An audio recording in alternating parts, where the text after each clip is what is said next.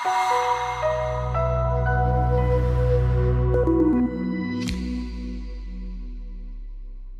and welcome to the March monthly video update for the HI European Market Neutral Fund. I'm Paul Marriage at Tellworth Investments.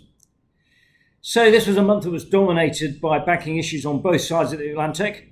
Clearly, well known around the SVB situation in the US and in Switzerland, UBS Credit Suisse. So the UK slightly was bypassed by this to some extent, and perhaps because UK banks look like they're in quite a good position. We had a quick resolution on SVB UK going into HSBC, and UK bank balance sheets look okay, and UK banking regulation feels like it's been a little bit stronger. So, it's probably too early to call this, but it feels like UK banking sector not a bad place to be in terms of structurally.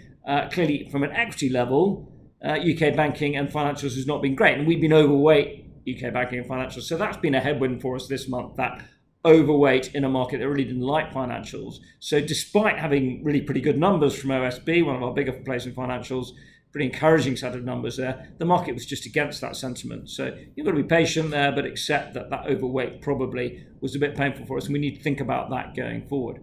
I think one of the other big themes this month was equity markets actually behaved okay, particularly later in the month, a bit of recovery around the kind of lower bond yields, good for growth equities type theme, which is kind of against where the direction of travel has been recently. So that as well structurally probably hasn't helped us. And then, within that, we've probably had some disappointing stock pickings. We talked about financials. So Intermediate Capital would be another financial that's pretty weak for us. Okay, numbers.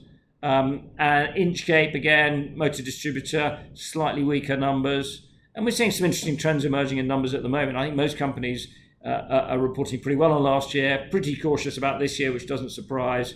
Earnings upgrades generally are gold dust, so if we can find those good news, slight niggles are being taken badly. So that's a sort of, you could argue, a kind of normal scenario for the last 18 months in terms of how companies have been behaving. But no one's trying to be a hero at the moment corporately.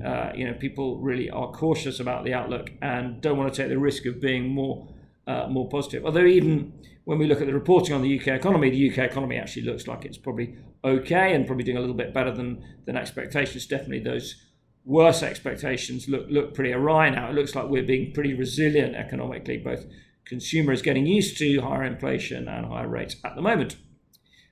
So looking forward, I think the market dislocation has given us lots of opportunities. I think we have to accept that in Q1, some of our stock picking and execution wasn't great, and our general positioning of being long financials and energy worked really well, but reversed a bit. And perhaps that short cyclicals have generally rolled on better, and people are prepared to take that cyclical bet, which may unwind in Q2, Q3, Q4 later in the year. So we've got to take a view on how we expect that to pan out. Were we a little bit too early in that trade, and what do we want to stay long and short of going into the rest of the year? So a real focus on in Q3 for us this month going forward, of keeping the execution a little bit sharper. I think we have to accept our stock selection YTD has not been brilliant, and we need to get better at that. We're confident we've got that. We're not short of ideas. It's just an execution issue there for us. So thanks again for your support so far this year and this month. And we look forward to updating you again at the end of April. And in the meantime, we wish you a very happy Easter. Thanks again for your support.